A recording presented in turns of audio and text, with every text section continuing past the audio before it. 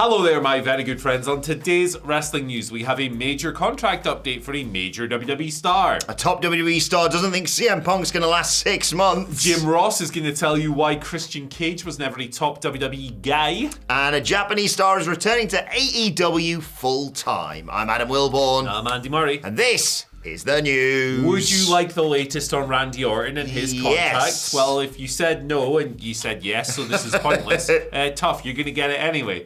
Right, bit of an update on his contractual situation from Fightful Select here. It's quite interesting because if you go back to 2019, Randy Orton was teasing free agency a little bit. He ended up re-signing with WWE on a long-term deal at a time when the company was just like, you have a long-term deal, you have a long-term deal, you have a long-term deal. Please don't leave us. Yeah, giving them to everyone. I mean, they'd of course done that for Randy Orton anyway because he's Randy Orton. He's like a 19 million time world champion and they love him and all of that stuff, so they would have done it anyway, but you know, it was at a time when they were very liberal with their contract offers.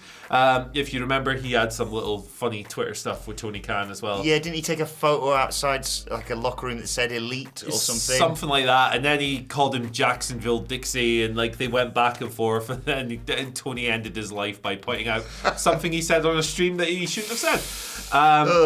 But back to the Fightful report. It's noted here that his deal is due to run until at least next fall. So about this time next year, maybe a couple months before. However, which is not that far away, really. But following his 18 months out due to injury, WWE might choose to add time on. This is common practice in the company, but whether or not WWE has actually done this yet with Orton is unknown. There are some exceptions. They don't always do it, but it's usually when a wrestler is working on like another project or whatever. That's why they've been away, not an injury. Randy obviously had a very serious injury that he's just come back from.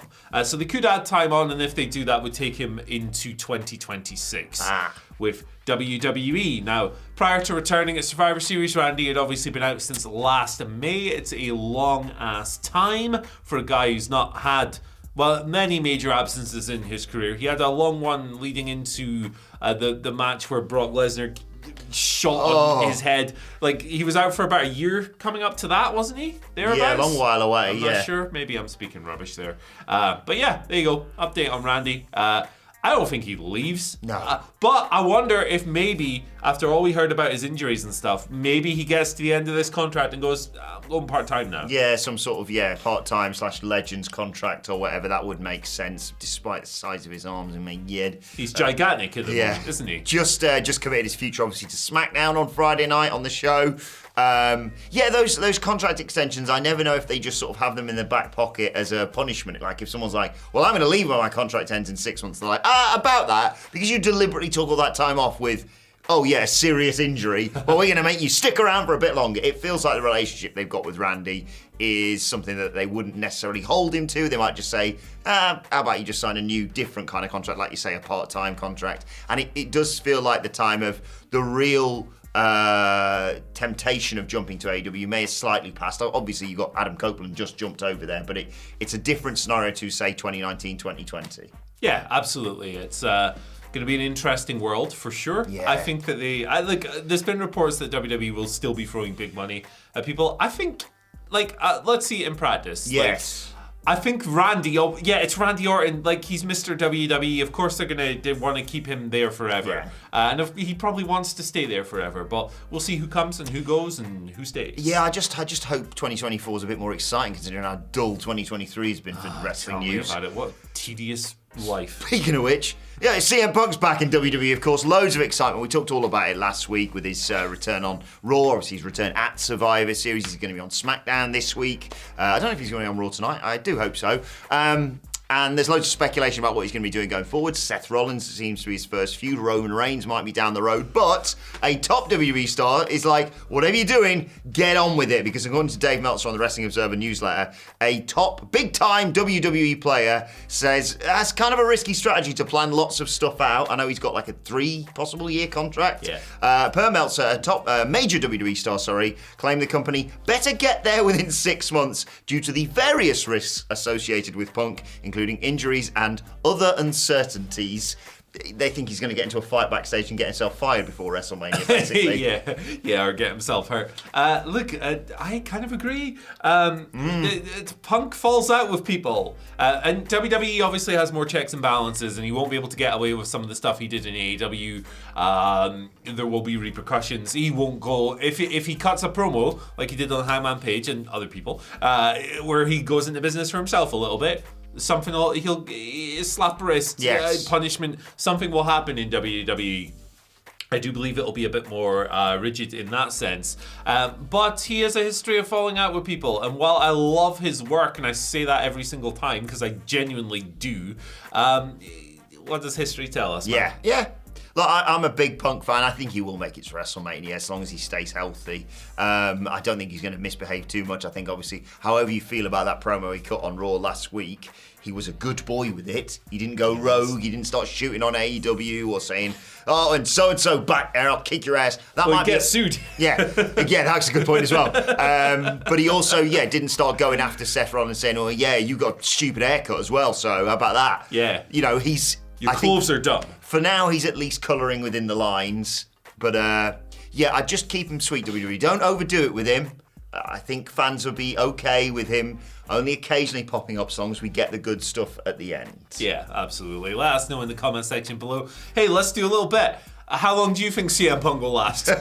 If a top WWE star thinks 6 months, is that too long, too short? Let us know. I'm going to say 2026. 2026. That's pretty good. That's a long old time. I hope so. I really do, because there's so many matches. There's even a thing on our Twitter at WhatCulture WWE. It's a pinned tweet there of all the potential matches that we could see with him. And more than anything, I just want to see him do those matches. I don't necessarily need the scorched earth promos. I just want to see him back wrestling in a wrestling ring for WWE. Being good at stuff. Yeah. Speaking of being good at stuff, Christian Cage, he's good at stuff. Being a git, yes. Yeah. Not so good at having friends. No. Unless he's corrupted them into joining his cult, which he's calling the patriarchy now. Yeah. Changing their names. There you go. A bit of a thing here from Jim Ross on Grilling JR, talking about why Christian, compared to Edge at least, was never a tippy-top guy in WWE, and it's nothing you haven't heard before, but it's still interesting to revisit nonetheless, because maybe people haven't heard this story. But yeah, size and look were an issue for Vince McMahon, which to me is a bit nuts. But hey, here we go. I'll read the quote. His size and look didn't do him any favours at certain points in his career. I know my belief is that McMahon did not push him because he didn't like Christian's look. It didn't sell. It wasn't the wow factor. He wasn't the guy, except for his hair, that could walk through an airport and be noticed. He fit in. Edge, being 6'4", stood out. So yeah, size was a big issue at times. He's past it now, thank God for AEW. That's why he's one of the best heels in the friggin' business. So Christian, by the way, is 6'1". He's not short, but tiny. Yeah, he's not wrestler tall, but he's not a short guy. No. 6'1" is pretty tall. I've always thought this airport test thing to be a pile of rubbish.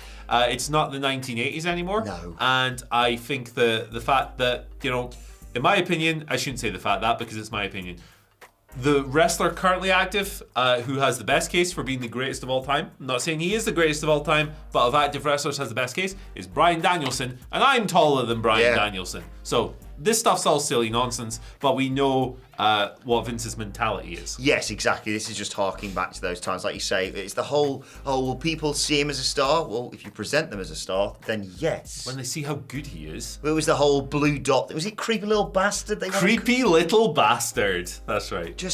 I disagree. Like that brief run he had with the World Heavyweight Championship, I was like, see? Oh, no, you've ruined it again. Yeah. It was just really frustrating. Winning the world title by gozzing in Randy Orton's face. I know. But, look, I think the main thing, let's end this on a positive note. The main thing now is he's getting the plaudits he deserves by being a complete arsehole in AEW. He's a real piece of trash, and it's great. Yeah. I think he's... I've long been a huge Christian fan. Going back to the Edge and Christian days, and then when Edge won King of the Ring and Christian was taking the trophy, very, very similar to what he did with the TNT title originally, and the stupid music, Christian, all of that. It's great stuff. He was one. I was really happy that he was like, you know what, I'm going to back myself. I'm going to go to TNA and go with Tomko. And look, I'm really happy for him finally that he's being recognised for the star that he is. And it It's just, as JR says on his podcast, which is really good. It's almost as good as ours. It was just I think if Christian came through now with Triple H, maybe things would be different. It was just the wrong time for him. And yeah, Vince had a very particular set of things. And if you don't tick all those boxes, we're going to put a blue dot on your face for some bloody reason.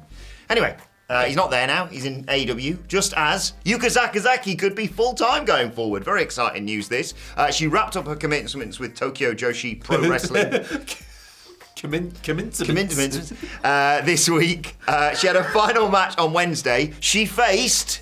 This coming Wednesday. Yes, sorry. Miyu Yamashita and Shoko Nakajima. I was just going to butcher those names. Thank you for that. That's right. It's a special graduation bout. The 10th anniversary performance, Yuka Sakazaki graduation special. After this, she's going to be moving to the United States. Now, that she was going to be departing Japan for the United States was announced all the way back in May.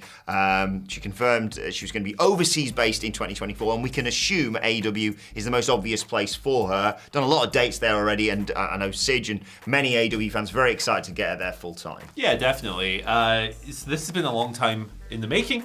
Obviously, announcing this 7 months ago, it's finally coming to fruition. She's been a mainstay in Tokyo Joshi Pro for ages and ages and ages. She is a frankly wonderful professional wrestler, magical, some might say.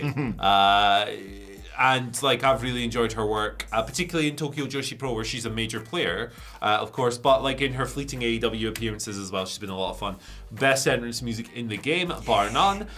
If, like me, you are a sufferer of tinnitus, it will make it 1,000 times worse. However, I think she's, if she does end up in AEW, and we know she's based full-time overseas as of next year, it's a really good addition to the roster. It's a roster that is perennially underused and still only gets one match a week. And, is not booked the best, unfortunately, Anthony. Get serious there. I thought you were talking about Bowens there. I was like, what's his problem? Or a Gogo. We're slaughtering Anthony's and Anthony's. We love all these people and we want them all to do well. Yuka is awesome. And I just wish the division was booked a little better when she arrives in it. I do apologise. I was giggling throughout that because I was thinking, is there any other Japanese stars with great entrance music? And then I remembered when Maki Ito was singing her theme whilst I think her friends were getting their asses kicked in the middle of the ring. Kicks ass. She's the best in the business, man. I don't want her to come after me on social media. Oh, no, you will die. Jesus. Speaking of social media, though, let's move over to your Twitter questions. Nice. At WhatCulture WWE, of course, if you want to get in touch with us. First question today comes from Vacant's manager, who says, "Morning, legends. Hopefully no snow at your place today. It's actually worse. There was some lovely snow over the weekend. Now it's rained and it's just a death trap out there." Sludge. Yesterday, I thought yesterday was bad. It was we had the snow on Saturday, and then on Sunday that kind of froze, and there was more snow overnight. So you had the light snow on top of the ice, and it was you will die. Today, it's just a water slide. Yeah. It's horrible. Awful. I like the fact there's going to be people in really northern parts of America and Canada looking at our snow going, pathetic. Yeah. We get 2 inches and they're oh, everything's ground to a halt. Yeah, sorry. Since WrestleMania is going to be in Philly next year, should Paul Heyman be inducted into the Hall of Fame as the main inductee? I wouldn't put him in as a headliner. No. Because, he's a manager primarily and a booker and promoter and everything else. Now, that's not to say he's not a legend. He obviously is one of the most transformational figures of this era and previous eras of pro wrestling. So yeah, he should be there. But I would put him in next year, yeah. I know they're often reticent to put in people who are still active. Yes. That does make a lot of sense because you don't have the full body of work until they've retired, even though wrestling retirements aren't real.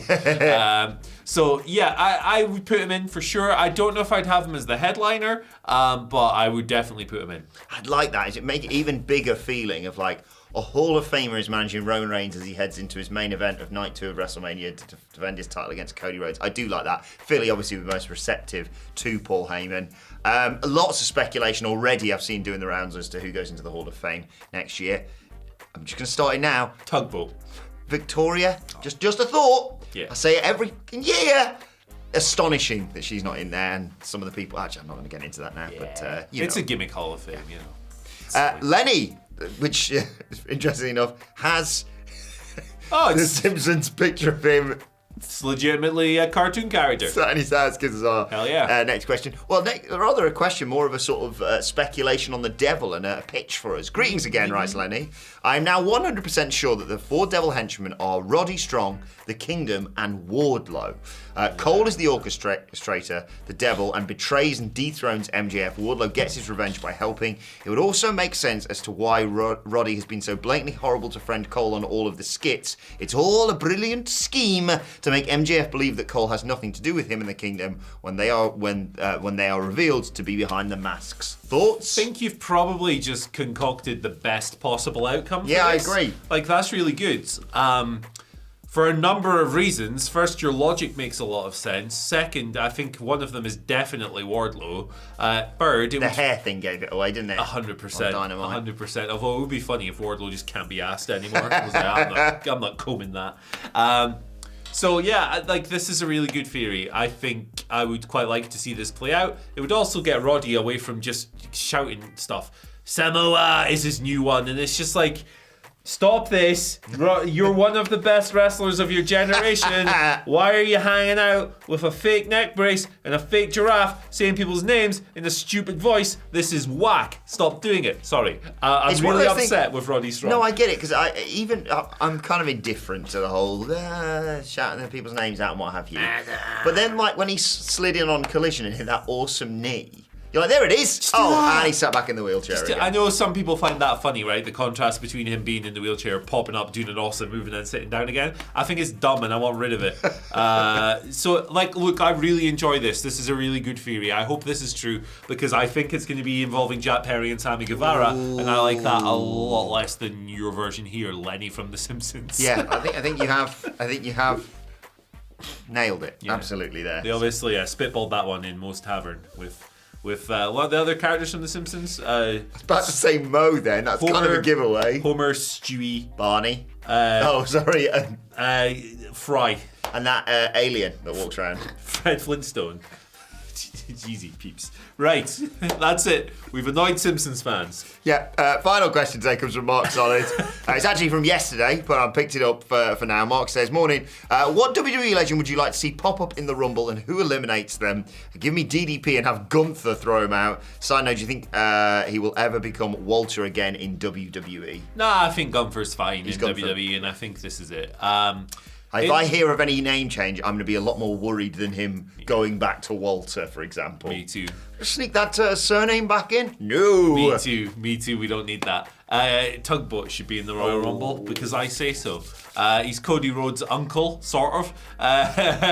So why the heck not? Of course, yes. If Fred's doing all right, throw him in there. I don't know if he is. I have no idea. No. But a lovely man by all accounts, and also the best wrestler of all time. Tugboat. Rumble. I'm going to bang the same drum that I bang for me and Phil Chambers every single year, and I think it's become a lot more unlikely because I do believe he's now working backstage within AEW, but Scotty Too Hotty. Yeah. He's AEW now, isn't he? He is. But come Rikishi on. then. Yeah. There you go. I mean, there's this like that could work. Imagine Roman sent Solo and Jimmy in there to be like, don't let Cody win, and then Rikishi shows up and they're like, uh-oh. That's actually great. Yeah, because they haven't really used him in this, and he's the bloody Usos' dad. Yeah, he teased being at the show months and months, maybe even years ago, and people got very excited, and I think he was just going to watch family. I'm going to sit and have a good time watching my sons. But, yeah. Why haven't they used him, actually? It's really strange. Also, what's Mark got against DDP? Can we send DDP in the Rumble? I've gone for murder him. Poor DDP. Oh, it's all right. Poor DDP. Yeah, but let us know which legend you like to see in the Rumble. The thing about DDP is, he's low-key 70. Oh, yeah. Because he started so late and he's in such incredible shape, you don't realise that he's a pretty old dude. We chat with him quite regularly. We do quite a lot of interviews. He's promoting when he comes over here for his DDP yoga stuff. He's been in the office, hanging out. He doesn't stop that boy, and fair play to him. But and he's obviously got an amazing story with helping out so many legends recover. So as a result, let's chuck him in there and get the life chopped out of him by Gunther. Let us know which legends you'd like to see in this year's Rumble. And while you're at it, click on this video. Bye.